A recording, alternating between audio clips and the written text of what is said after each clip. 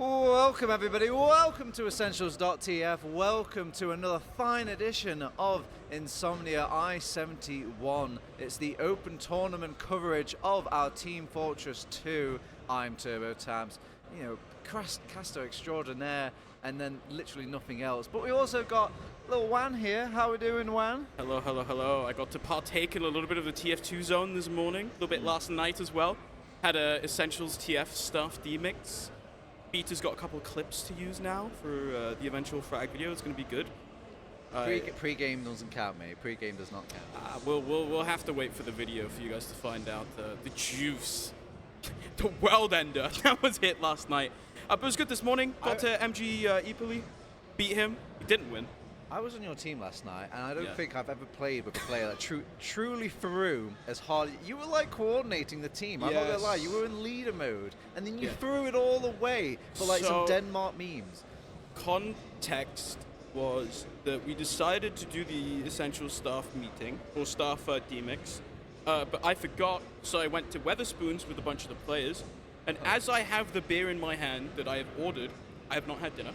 It's been like 5 hours since I've eaten.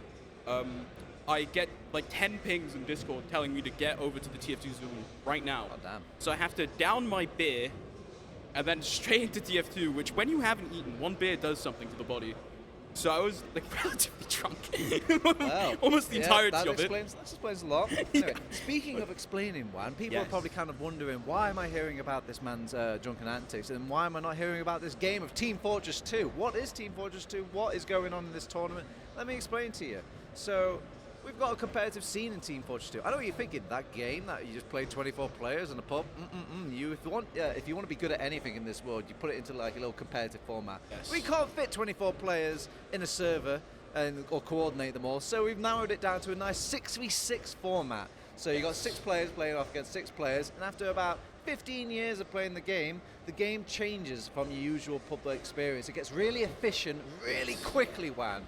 And I know it's a lot of aspects to catch up on.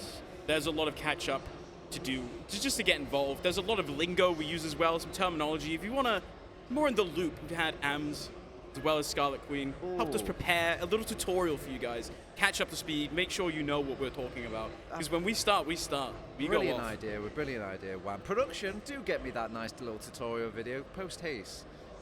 Post-haste.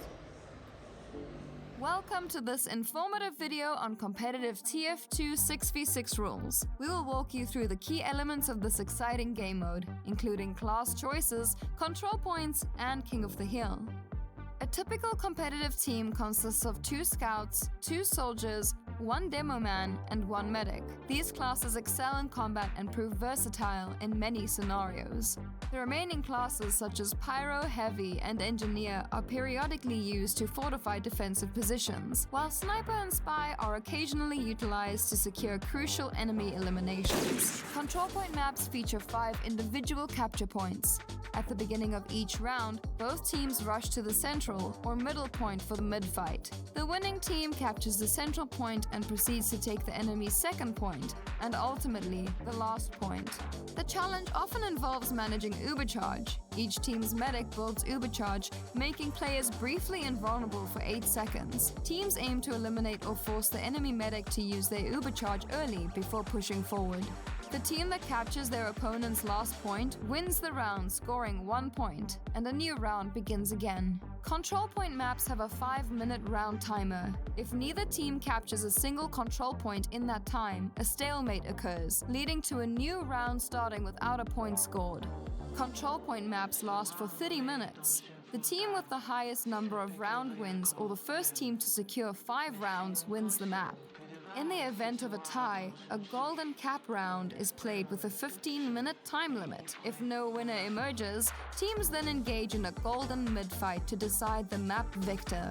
Now let's dive into King of the Hill, or as we call it, Koth. In this mode, there's only 1 central capture point. Teams must hold it for 3 minutes to win a round. The first team to secure 3 rounds wins the map. King of the Hill introduces unique strategies like forward holds and sacrifice waves. Forward holds occur when a team holds the middle point and seeks to trap the enemy in their spawn area. Sacrifice waves, or sacks, are employed when a team does not have control of the central point and has a significant overcharge disadvantage. Players rush into the battlefield quickly, aiming to eliminate or force the enemy medic to use their overcharge early. And that wraps up our overview of 6v6 rules. Whether you're a player or spectator, understanding these rules is essential for enjoying the world of competitive Team Fortress 2. Thanks for watching, and we hope you enjoy your TF2 matches, whether you're on the battlefield or part of the audience.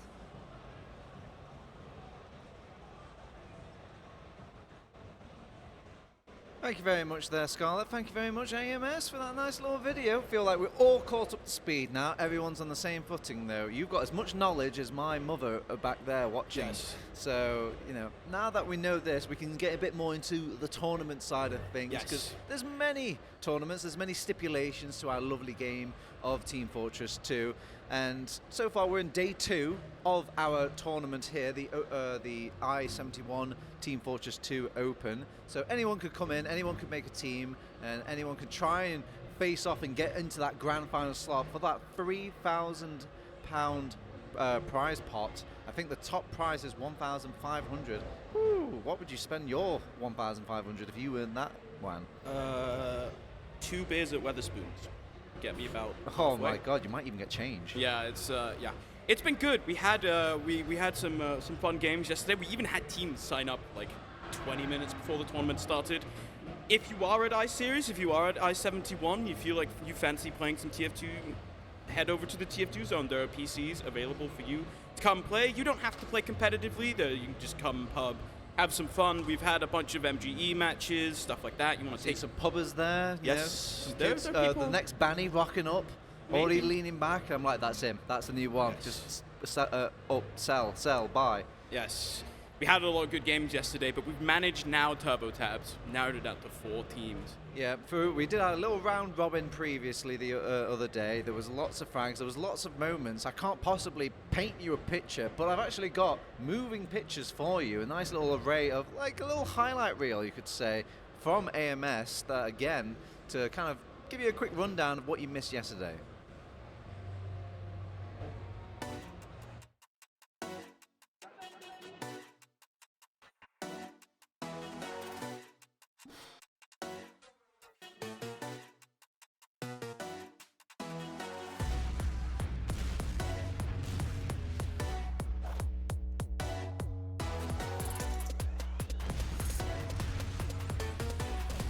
Tony's on contesting it, but not before the round ends. Shokasuki taking down Krail.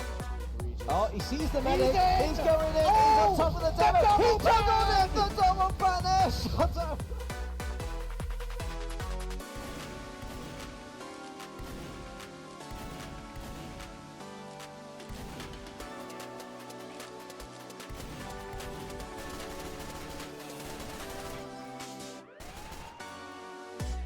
Been used.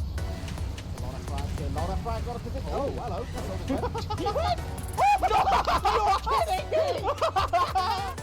Pop. Oh no. What does Spy do at this point? I guess if you get a backstab later, they've got so much counter time pressure on the point already. Double stab, that's what you do. Triple stab coming out. Get that man a pistol. He's earned it. 007. The edge of getting his but the crits is out on that heavy. The defensive crits. And it's a 3k for Kindred. He mows them down, and I think that should be the end of it. There's an Uber out from Crayon, but can they just fully wipe everyone? He even gets a sword to extend it. We need Sneaky to win a 1v4 on the last tier, essentially, and he's doing his job. He's making it happen. So much damage. There's another sword from Crayon. He just does it. He cleans it up.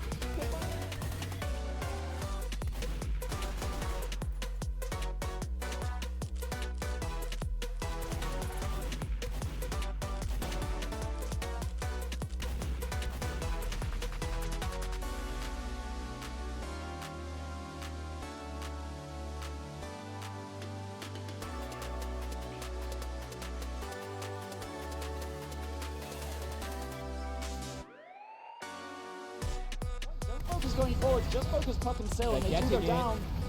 Thomas, so though. close to being capped. It's just the two scouts, Thomas and Tiger. It's only Zodiac left onto this point, but the scout duo of Witness are so strong. Thomas, he fights.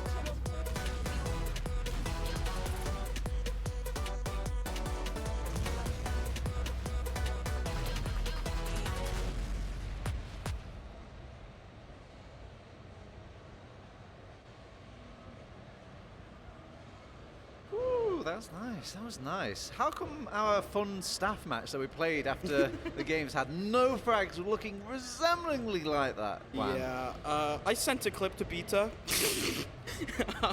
I pretty much, immediately sent a demo over to Beta. Hopefully. Is that just standing above the point in Badlands, was it? So I did do that as well, but I also hit a nice air shot on our boss. Actually, there was John. a couple of good air shots. I'm even going to shout out your boy Eepoli. He had a nice air shot. Look at that. Yeah, look at him. You know who I want to shout out, TurboTabs? All right. Ams and Beta for putting together that video on such short notice. Oh. Ams linked this 4 a.m. this morning. Good job, boys. He was up all night working on it. They're not here rocking it, man. They're representing still. You know, there's Yes. a big, fine cast of crew, just bringing the whole thing together. Speaking of bringing things together, I want to give a big shout out to our sponsors as well. Dratech for making this tournament possible and just like supporting us way. They have got a nice booth over at the booth 4, I believe, over in the Expedition Hall. So if you want to kind of show your appreciation, just maybe even a quick little thank you for supporting the Team Fortress 2 tournament, I will deeply appreciate it. And they're not alone. They also have got marketplace.tf. I'm not sure if you've ever seen the ad here, Wan, but If you want to be good at the game, you need to purchase some hats, some skins, and you'll get a 5k on Snakewater mid. I mean, advertisers promise a lot, but the website's still pretty good though. Yeah, it is. Despite the It's nice. promises. Yes. But it is a big shout out and a clap to both of those sponsors. Anyway, back into the kind of state of what we're in day 2 now. So round robins.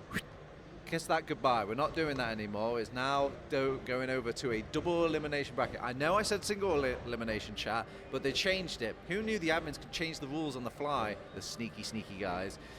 So it's a double elimination bracket now. So if you do lose or have a bad game at TF2, it ain't the end of the world. You've got another chance at it. The round robin decided the seeding of all these teams. So it should be, I believe, McVitie's versus Witness Gaming in one of those upper bracket games. Another upper bracket game that's in the semi-final section will be Pony Resort versus Alien Workshop, There you go. our number 2 and number 3 seeded teams. They had very good game yesterday, and they will be playing each other again here. Honestly, I mean, let's set the expectations right now, TurboTabs. Right. Witness Gaming. If they lose a round in general, it would be a surprise. I imagine that they will kind of steamroll over the other teams. But Tony Resort versus Alien Workshop, they are very evenly matched. They had a really good game on Granary yesterday. Now that we're moving into best of 3s, these games are going to be fun. Yeah, it's getting tactical at this point. Now you map pool or you sort of kind of battle array if you just kind of beef on mid and then you can't just seem to go past the digged heels of the enemy team. You have ways of coming back into the game now. And yeah, this is usually where the better teams shine because they show their variety, their adaptation involved. This is why Witness is such a formidable team. Whilst Alien Workshop and Tony's Resort, they have the talent there. It's just they have to iron out all the kinks, and there's a lot of kinks when it comes to a big map pool of 7. Yeah, it's going to be interesting. I personally hope we get a lot of King of the Hill maps. I think especially on LAN. You have soldiers on lower ping. King of the Hill tends to be a little bit faster, a little bit more fun to watch. Not fun to cast, by the way, guys. Sweet really mercy. hard. No, But, you get no breath. Yeah, you don't get to stop. But as a viewer, I What think is analysis at that point? yeah, it makes for a very good viewing experience. I hope we see some more gameplay of that. I know Lucky was talking up the Alien Workshop bagel. I know the Tony Resort players feel very comfortable on it as well. Yeah. Witness, they of like course. Product as well. I think the Alien, excuse me, Tony Resort. Yes. I think they did play Witness on them because they very nicely asked, like, can we please play King of the Hill? Yeah, we had the last map last close, night. Gameplay-wise, anyway. Yes. I think we've seen both Tony Resort and Alien Workshop make rounds close, but they haven't been able to fully take a round. We had, especially also Alien Workshop on Granary when they played against Witness Gaming. They had some close calls. They were close. They were on last a couple times. It's important to stipulate how close. These are close 5-0s in the sense that the gameplay is going back and forth. They just can't seem to close it out. But there is, I think there's also a very real aspect of Witness. You know, you're playing a lot of these best-of-1 single map games against teams that you are playing them very fast. I think they had an 8-minute Sunshine game. You're not really getting to warm up there. You're not facing a lot of sort of higher opposition. So when they do get into that Tony Resort game, we saw them start out relatively slowly. And then eventually, you know, they start picking up steam. They start remembering who they are, how they play the game. And suddenly Tiger's running in on his own, getting 5Ks as he does. And it gets harder and harder and harder. Yeah. There is other factors at play, though, as we progress into our upper bracket and we keep going. When we get to our grand final, which is going to be whatever teams make it through, obviously, that upper bracket, we can make guesses, but we can never make, you know, full-blown, you know, assumptions about who's going to be in that final. And when you go onto the final stage, you're in front of a crowd, you've got the lights beaming in your face, you're not into your usual setup that you've been playing all weekend. It's a different array of TF2, and who knows, maybe those factors could be enough to turn the tides for any team. Yes, it's very real, the sort of, there are two types of players in this world. There are the players that get in front of a crowd and they get way better. I think Witness have some of those. They also, you know, there are other players who go in front of a crowd and it can be terrifying, rightfully so. The setup also on the stage, I'm pretty sure it's different to the one that we have here at the TF2 zone as well. Have to adjust some things, of course, but yeah, I think there's so much experience at Witness. They are, right now, guys, Witness Gaming on final stages, not counting Arcadia because we didn't have the final stage there, 0% win rate. Of series. Powerful stat. Powerful stat there. 20% map win rate. I think I'm doing them at 25. 4 maps, they won 1. Meanwhile, this McVitie's team that's in the upper bracket, technically land champions. That is true. Mr. McVitie's grandstanding Hobnobs. Yeah. It's our 4th seed. Saw them last year. They won the B tournament. Exactly. 100% land victory win rate. I don't think that's true. I think they played a lot of lands and that was the first one that they won. I'm going to cherry pick the stats where I could. What are stats if we can't manipulate them to our benefit, TurboTabs? Yeah, 10% of stats are real. All right, so we've got the upper brackets. We have chosen our game. We're not going to cover the McVitie's versus Witness Gaming, I'm afraid. They are going to be happening at the same time, so I know you're thinking, oh, I'm going to have my cake and eat it too. You're just going to have to, you know, just check the match ticker for that. But we are going to be covering Alien versus Tony Resort, almost forgot the name there, and yeah, it should be a pretty hype matchup, like you've said. I probably want to get a bit more into it, but I want to leave a little bit for the casters, so I think we'll take it to a little break. We'll get all our casters in the booth ready, and we'll get them all analytically minded, and then we'll see you real soon with the Alien versus Tony Resort game.